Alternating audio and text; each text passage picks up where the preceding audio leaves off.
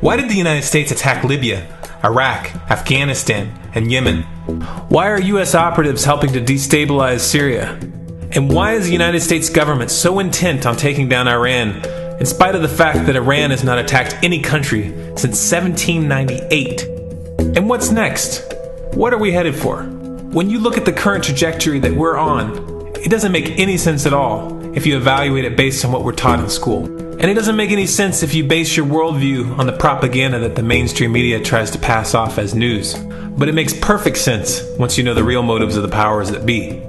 In order to understand those motives, we first have to take a look at history. In 1945, the Bretton Woods Agreement established the dollar as the world reserve currency, which meant that international commodities were priced in dollars. The agreement, which gave the United States a distinct financial advantage, was made under the condition that those dollars would remain redeemable for gold at a consistent rate of $35 per ounce. The United States promised not to print very much money, but this was on the honor system, because the Federal Reserve refused to allow any audits or supervision of its printing presses. In the years leading up to 1970, expenditures in the Vietnam War made it clear to many countries that the U.S. was printing far more money than it had in gold. And in response, they began to ask for their gold back. This, of course, set off a rapid decline in the value of the dollar.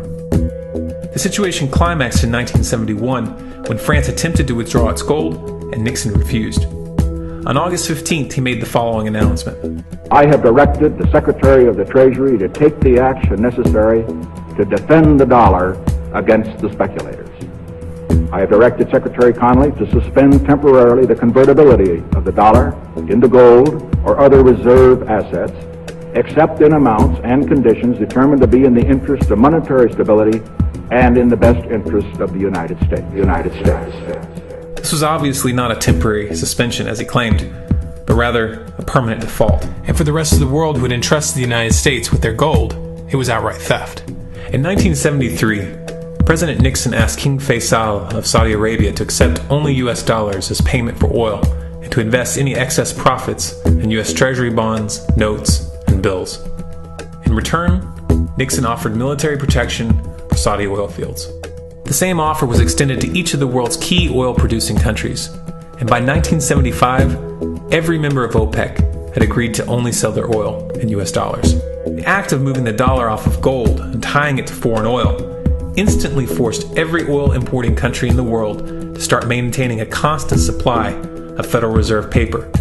And in order to get that paper, they would have to send real physical goods to America. This was the birth of the petrodollar. Paper went out, everything America needed came in, and the United States got very, very rich as a result. It was the largest financial con in recorded history.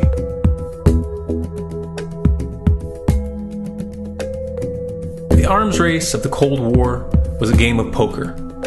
Military expenditures were the chips, and the U.S. had an endless supply of chips. With the petrodollar under its belt, it was able to raise the stakes higher and higher, outspending every other country on the planet, until eventually U.S. military expenditures surpassed that of all other nations in the world combined. The Soviet Union never had a chance. The collapse of the communist bloc in 1991 removed the last counterbalance to American military might. The United States was now an undisputed superpower with no rival.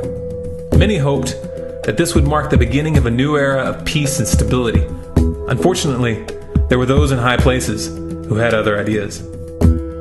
Within that same year, the U.S. invaded Iraq in the first Gulf War. And after crushing the Iraqi military and destroying their infrastructure, including water purification plants and hospitals, crippling sanctions were imposed which prevented that infrastructure from being rebuilt. These sanctions, which were initiated by Bush Sr. and sustained throughout the entire Clinton administration, lasted for over a decade and were estimated to have killed over 500,000 children. The Clinton administration was fully aware of these figures.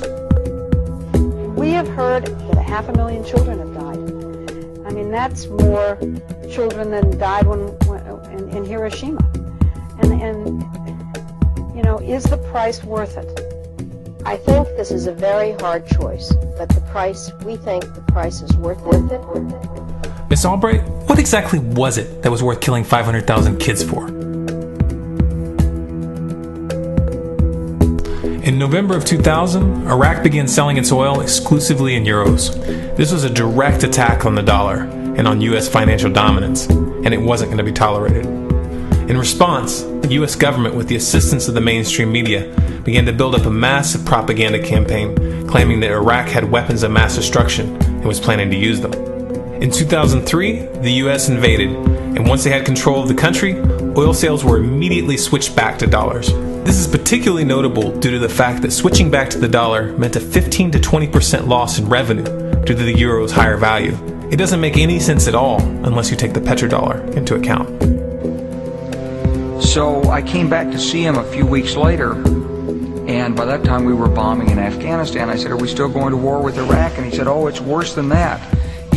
He reached over on his desk, he picked up a piece of paper, he said, I just got this down from upstairs, meaning the Secretary of Defense's office today, and he said, "This is a memo that describes how we're going to take out 7 countries in 5 years, starting with Iraq, and then Syria, Lebanon, Libya, Somalia, Sudan, and finishing off Iran.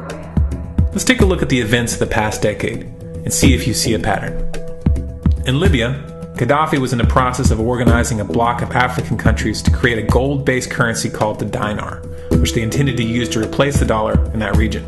US and NATO forces helped destabilize and topple the Libyan government in 2011, and after taking control of the region, US armed rebels executed Gaddafi in cold blood and immediately set up the Libyan central bank. Iran has been actively campaigning to pull oil sales off of the dollar for some time now, and it has recently secured agreements to begin trading its oil in exchange for gold. In response, the US government, with mainstream media assistance, has been attempting to build international support for military strikes on the pretext of preventing Iran from building a nuclear weapon. In the meantime, they established sanctions which US officials openly admit are aimed at causing a collapse of the Iranian economy. Syria is Iran's closest ally, and they are bound by mutual defense agreements. The country is currently in the process of being destabilized with covert assistance from NATO, and though Russia and China have warned the United States not to get involved, the White House has made statements within the past month indicating that they are considering military intervention. It should be clear that military intervention in Syria and Iran isn't being considered. It's a foregone conclusion, just as it was in Iraq and Libya. The U.S. is actively working to create the context which gives them the diplomatic cover to do what they already have planned. The motive for these invasions and covert actions becomes clear when we look at them in their full context and connect the dots. Those who control the United States understand that even if a few countries begin to sell their oil in another currency, it will set off a chain reaction and the dollar will collapse. They understand that there is absolutely nothing else holding up the value of the dollar at this point, and so does the rest of the world. But rather than accepting the fact that the dollar is nearing the end of its lifespan, the powers that be have made a calculated gambit. They have decided to use the brute force of the US military to crush each and every resistant state in the Middle East and Africa. That in itself would be bad enough, but what you need to understand is that this is not going to end with Iran. China and Russia have stated publicly and on no uncertain terms that they will not tolerate an attack on Iran or Syria. Iran is one of their key allies, one of the last independent oil producers in the region, and they understand that if Iran falls, then they will have no way to escape the dollar without going to war. And yet the United States is pushing forward in spite of the warnings. What we are witnessing here is a trajectory that leads straight to the unthinkable. It's a trajectory that was mapped out years ago in full awareness of the human consequences. But who was it that put us on this course?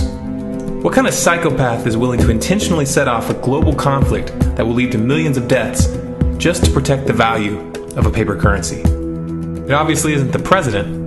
The decision to invade Libya, Syria, and Iran was made long before Obama had risen to the national spotlight. And yet, he's carrying out his duty just like the puppets that preceded him. So who is it that pulls the strings?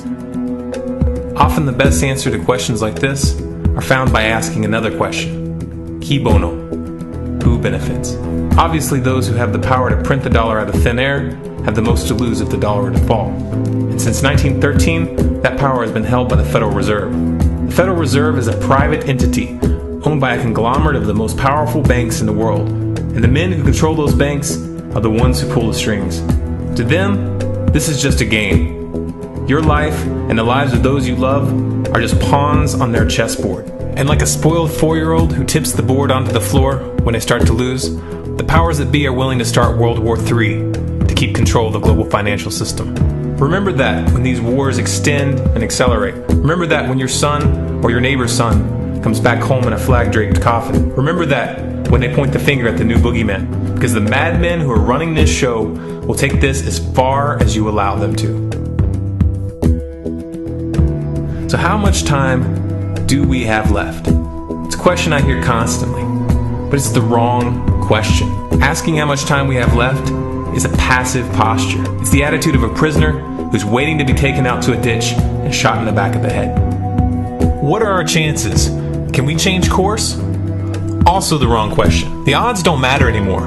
If you understand what we're facing, then you have a moral responsibility to do everything in your power to alter the course that we're on, regardless of the odds. It's only when you stop basing your involvement on the chances of success that success actually becomes possible.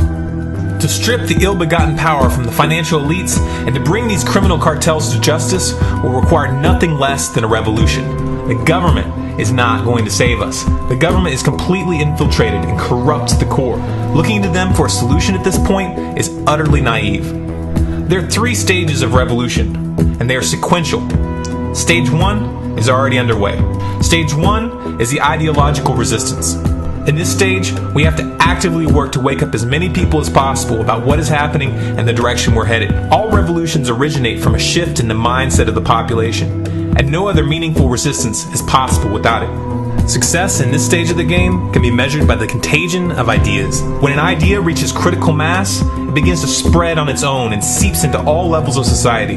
In order to achieve that contagion, we need more people in this fight. We need more people speaking out, making videos, writing articles, getting this information onto the national and international stage. And we especially need to reach the police and the military.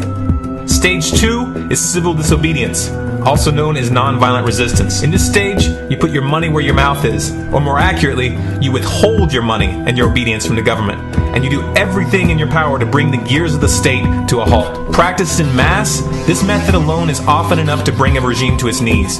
However, if you fail at this stage, Stage 3 is inevitable.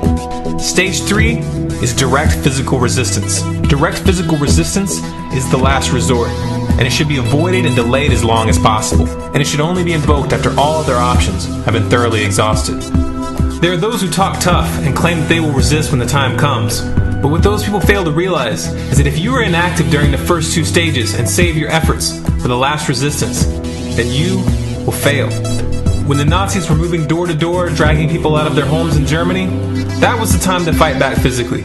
But due to the lack of ideological resistance and civil disobedience leading up to that moment, even an armed uprising would have likely failed at that point.